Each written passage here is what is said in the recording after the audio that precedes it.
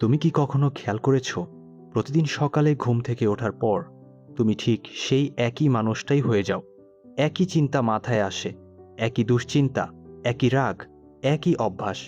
যেন রাতে ঘুমানোর সময় তুমি একটা প্রোগ্রাম বন্ধ করে দিলে, আর সকালে উঠেই সেই একই প্রোগ্রাম আবার চালু হয়ে গেল। তুমি হয়তো ভাবো এটাই তো স্বাভাবিক, এটাই তো আমি।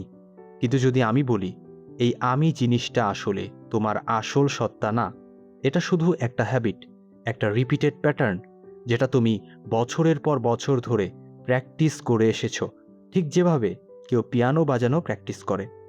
তাহলে এখান থেকেই breaking the habit of being yourself বইয়ের সবচেয়ে চমকে দেওয়া যাত্রা শুরু হয়। কারণ ডক্টর জো ডিসপেনজা এই বইতে এমন একটা সত্যি তুলে ধরেছেন, যেটা শুনলে প্রথমে অবিশ্বাস্য লাগে। তুমি যাকে নিজের পার্সোনালিটি বলে জানো, সেটা আসলে ফিক্সড কিছু না। এটা মেমোরাইজ থট, ফিলিং আর বিহেভিয়ারের একটা সেট, যেটা তুমি এত বছর ধরে রিপিট করেছো যে এখন সেটাকেই নিজের স্বভাব মনে হয়। এখন একটু গভীরে যাই। ধরো তুমি সেই মানুষ যে প্রতিদিন সকালে ঘুম থেকে উঠে প্রথমেই ফোন হাতে নাও।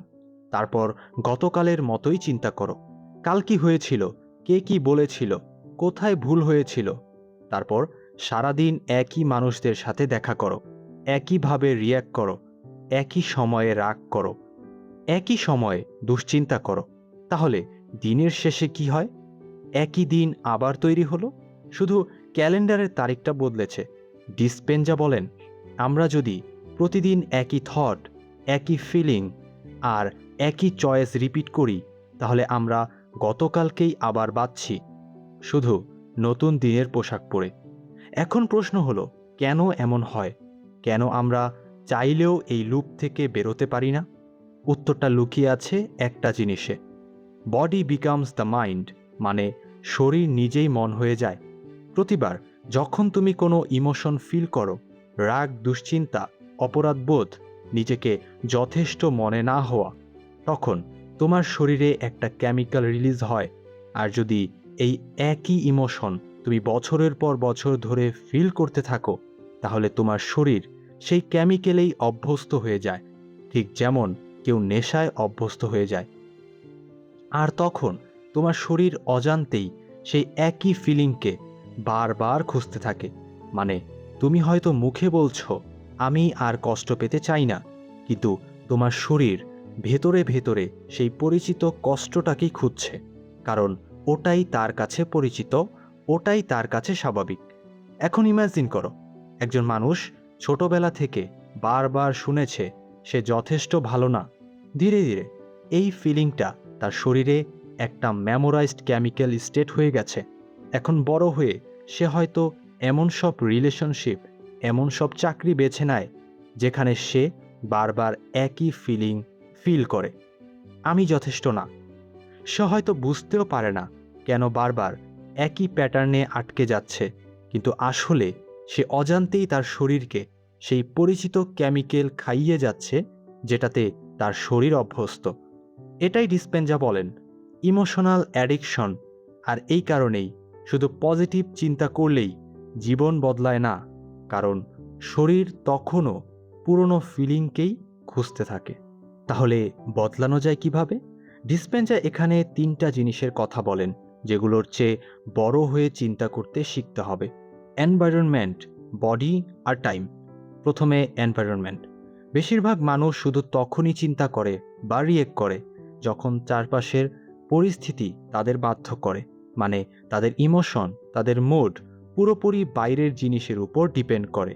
বস কিছু বললে মন খারাপ, ট্রাফিকে আটকে গেলে রাগ, কেউ কিছু কমেন্ট করলে ইনসিকিউরিটি।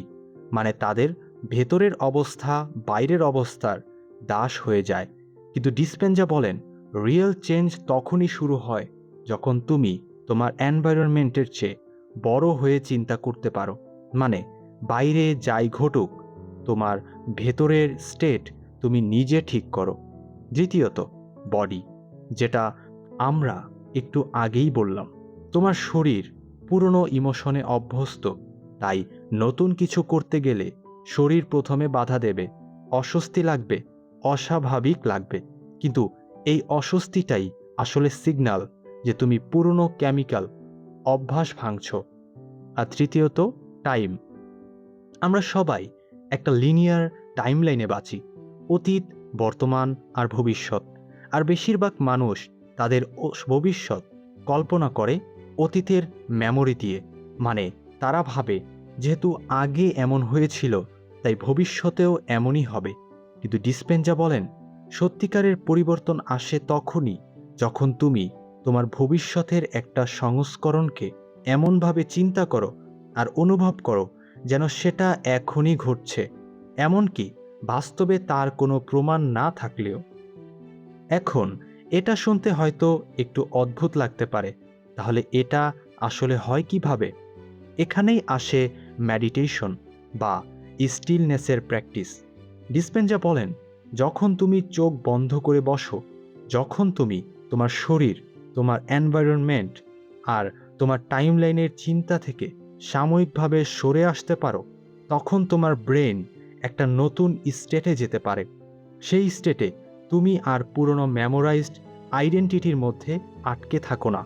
সেখানে তুমি নতুন করে চিন্তা করতে পারো, নতুন করে ফিল করতে পারো, এমন একজন মানুষ হয়ে যে তুমি এখনো হওনি কিন্তু হতে চাও। এখন ইমাজিন করো তুমি প্রতিদিন কয়েক মিনিট বসে চোখ বন্ধ করে ভাবছ, আমি সেই মানুষ যে শান্ত, কনফিডেন্ট ও স্থির। শুধু ভাবছ না, ফিল করার চেষ্টা করছো যেন এটা সত্যিই তোমার বর্তমান অবস্থা। প্রথম দিন কিছুই মনে হবে না, মাথায় হাজারটা পুরনো চিন্তা ঢুকবে, শরীর অস্বস্তি বোধ করবে, কারণ তুমি একটা পরিচিত কেমিক্যাল স্টেট থেকে বের হয়ে অপরিচিত একটা স্টেটে যাচ্ছ। কিন্তু তুমি যদি এটা বারবার করতে থাকো তাহলে ধীরে ধীরে কি হবে? তোমার ব্রেন আর শরীর সেই নতুন অবস্থাকেই চিনতে শুরু করবে, আর একদিন সেটাই তোমার কাছে স্বাভাবিক মনে হবে। এখন একটা গভীর সত্যি, ডিসপেনজা বলেন তুমি যদি সত্যি বদলাতে চাও তাহলে তোমাকে পুরনো তুমি কে এলিগেন্টলি বিদায় জানাতে হবে। মানে রাগ করে, জোর করে না, বরং শান্তভাবে, সচেতনভাবে। কারণ পুরনো তুমি তোমার শত্রু না, ও শুধু একটা পুরনো প্রোগ্রাম যেটা এতদিন তোমাকে সারভাইভ করতে সাহায্য করেছে। কিন্তু এখন তোমার দরকার নতুন একটা প্রোগ্রাম যেটা তোমাকে শুধু সারভাইভ না, থ্রাইভ করাবে। এখন ইমাজিন করো দুইজন মানুষ, দুজনেই একই রকম কঠিন পরিস্থিতির মধ্য দিয়ে যাচ্ছে। প্রথম মানুষটা বলে এটাই তো আমার লাইফ, এটা কখনো বদলাবে না। দ্বিতীয় মানুষটা বলে আমি জানি না কিভাবে, কিন্তু আমি আজ থেকে অন্যভাবে চিন্তা করা শুরু করব। একই পরিস্থিতি, কিন্তু দুইটা আলাদা কেমিক্যাল স্টেট, দুইটা আলাদা ভবিষ্যৎ। কারণ প্রথম মানুষটা তার পুরনো মেমোরির উপর ভিত্তি করে ভবিষ্যৎ তৈরি করছে, আর দ্বিতীয় মানুষটা একটা নতুন সম্ভাবনার উপর ভিত্তি করে ভবিষ্যৎ তৈরি করছে। এখন একটা প্রশ্ন, তুমি যদি প্রতিদিন তোমার পুরনো ইমোশনকেই বারবার ফিট করতে থাকো তাহলে তুমি কিভাবে আশা করো একটা নতুন জীবন তৈরি হবে? ডিসপেনজা বলেন তুমি যদি একই চিন্তা করো, একই ফিল করো, একই অ্যাক্ট করো, তুমি একই জীবনই তৈরি করবে। কারণ তোমার পার্সোনাল রিয়ালিটি তৈরি হয় তোমার পার্সোনালিটি দিয়ে। নতুন রিয়ালিটি চাইলে আগে নতুন পার্সোনালিটি লাগবে। এখন এখানেই বেশিরভাগ মানুষ থেমে যায়, কারণ তারা রেজাল্ট চায় কিন্তু প্রসেস চায় না। তারা নতুন জীবন চায় কিন্তু পুরনো ইমোশনাল কমফোর্ট ছাড়তে চায় না। তারা চায় পরিস্থিতি বদলাক কিন্তু নিজেরা বদলাতে রাজি না। অথচ ডিসপেনজা বারবার বলেন বাইরের কোনো কিছু বদলানোর আগে ভেতরের স্টেট বদলাতে হয়। কারণ তুমি যা ফিল করো সেটাই তুমি অজান্তে খুঁজতে থাকো, আর সেটাই তোমার জীবনে বারবার তৈরি হতে থাকে। এখন ইমাজিন করো তুমি প্রতিদিন সকালে ঘুম থেকে উঠে 1 মিনিটের জন্য থামো আর নিজেকে জিজ্ঞেস করো আজকে আমি কোন ইমোশন দিয়ে দিন শুরু করছি। এটা কি গতকালকের রাগ নাকি নতুন কিছু? তুমি যদি প্রতিদিন এই ছোট্ট প্রশ্নটা করতে থাকো তাহলে কি হবে? ধীরে ধীরে তুমি তোমার নিজের অটোমেটিক প্যাটার্নের বাইরে দাঁড়িয়ে সেটাকে দেখতে শুরু করবে, আর যেটা তুমি দেখতে পাও সেটা তুমি বদলাতেও পারো। এখন আরেকটা লুকানো সত্যি। ডিসপেনজা বলেন, চেঞ্জ কখনো কমফোর্টেবল হয় না, কারণ যতক্ষণ তুমি পুরনো তুমির মতো ফিল করছো ততক্ষণ তুমি কিছুই বদলাওনি। রিয়েল চেঞ্জের প্রথম সিগন্যালই হলো অস্বস্তি, কারণ তুমি তোমার শরীরকে একটা নতুন অপরিচিত স্টেটে ঠেলে দিচ্ছ। আর শরীর প্রথমে সব সময় পরিচিত জিনিসেই ফিরে যেতে চাইবে, কিন্তু তুমি যদি সেই অস্বস্তির মধ্যেও থেকে যাও, ধীরে ধীরে সেটাই নতুন স্বাভাবিক হয়ে উঠবে। এখন একটা পাওয়ারফুল রিয়েলাইজেশন, তোমার আজকের চিন্তা, তোমার আজকের ফিলিং, এটাই তোমার আগামীকালের জীবনের ব্লুপ্রিন্ট। প্রতিবার তুমি যখন পুরনো রাগ বেছে নাও, তুমি পুরনো ভবিষ্যৎ বেছে নাও। প্রতিবার তুমি যখন পুরনো ভয় বেছে নাও, তুমি পুরনো ভবিষ্যৎ বেছে নাও। কিন্তু প্রতিবার তুমি যখন নতুন করে ফিল করার সাহস দেখাও, শান্তি, কৃতজ্ঞতা, সম্ভাবনা, তুমি একটা নতুন ভবিষ্যতের ভিত্তি তৈরি করো। এখনই, এই মুহূর্তে, বাস্তবে কোনো প্রমাণ আসার আগেই। এখন ইমেজিন করো, আগামী কয়েক মাস তুমি প্রতিদিন কয়েক মিনিট সময় নিয়ে পুরনো তুমিকে সরিয়ে রাখার প্র্যাকটিস করছো। পুরনো রাগ, পুরনো অভিযোগ, পুরনো ভয়কে না বলছো, আর তার বদলে সেই মানুষটার মতো ফিল করার চেষ্টা করছো যাকে তুমি হতে চাও। তাহলে কি হবে? প্রথম কয়েক সপ্তাহ কিছুই বদলাবে না বলে মনে হবে, কিন্তু তারপর ধীরে ধীরে তুমি খেয়াল করবে তুমি যেভাবে রিয়েক্ট করছো সেটা বদলে গেছে। তুমি যাদের সাথে সময় কাটাচ্ছ, যেভাবে ডিসিশন নিচ্ছ, সব কিছুই একটু একটু করে বদলে যাচ্ছে, কারণ তুমি ভেতরে ভেতরে অন্য একজন মানুষ হয়ে উঠছ। এখন শেষ একটা গভীর সত্যি, breaking the habit of being yourself বইয়ের সবচেয়ে বড় মেসেজ এটাই যে তুমি তোমার জিন না, তুমি তোমার পাস্ট না, তুমি তোমার পুরনো ইমোশনও না। এগুলো সবই শুধু হ্যাবিট, আর হ্যাবিট মানেই এটা ব্রেক করা সম্ভব।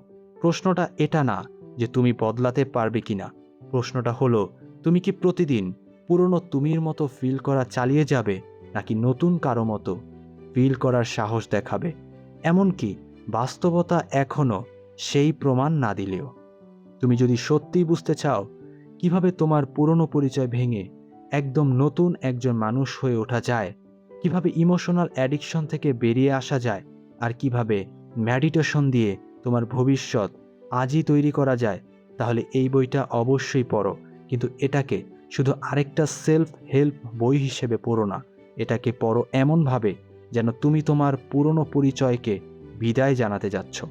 আর যদি এই ভিডিওটা তোমাকে একটা নতুন উপলব্ধি দিয়ে থাকে, তাহলে রেডিও বাংলা চ্যানেলটা সাবস্ক্রাইব করে রাখো, কারণ এখানে এমন সব বইয়ের কথা বলা হয় যেগুলো শুধু জ্ঞান দেয় না, চিন্তার ধরনটাই বদলে দেয়। আর কমেন্টে লিখো তুমি যদি আজ থেকে পুরনো একটা ইমোশন ছেড়ে দিতে পারতে, সেটা কোনটা হতো। কারণ মনে রেখো, তুমি যা চিন্তা করো তাই তুমি তৈরি করো। আর তুমি যখন সত্যিই বিশ্বাস করবে যে তুমি বদলাতে পারো, তখন থেকেই তোমার জীবন নতুন করে শুরু হয়ে যাবে।